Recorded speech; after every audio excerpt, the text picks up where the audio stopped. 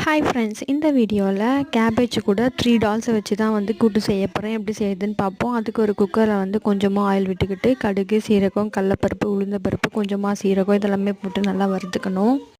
இப்போ ஃப்ளேவருக்காக ஒரு பச்சை மிளகா, 5-6 பல் பூண்டு முழுசாக தான் சேர்த்துருக்கேன். அது கூடவே கொஞ்சமாக கருவேப்பிலை, கட் பண்ணி வச்சுருந்த வெங்காயம் இதெல்லாமே போட்டு நல்லா கலந்து விட்டுக்கணும். வெங்காயம் வந்து நல்லா கொஞ்சம் கோல்டன் ப்ரௌன் வர வரைக்கும் நல்லா எண்ணெயிலே வதக்கிக்கணும். இப்போ வெங்காயம் இன்னும் கொஞ்சம் நல்லா வதங்கி வர அது கூட கொஞ்சமாக சால்ட்டை வந்து ஆட் பண்ணி நல்லா வதக்கி விட்டுக்கணும். பாருங்கள், வெங்காயம் வந்து நல்லா கொஞ்சம் கோல்டன் ப்ரௌன் வந்துருச்சு. இப்போ இது கூட வந்து நான் ஆல்ரெடி கட் பண்ணி வச்சுருந்த 2 பழுத்த தக்காளியை வந்து சேர்த்து நல்லா கலந்து விட்டுக்கிறேன்.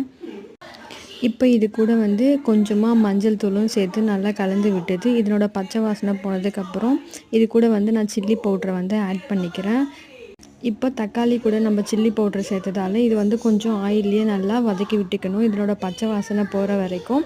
இதனோட பச்சை வாசனை போனதுக்கப்புறம் இப்போ ஆல்ரெடி க்ளீன் பண்ணி வச்சுருந்த கேபேஜ் எடுத்து இதில் போட்டு நல்லா கலந்து விட்டுக்கணும்.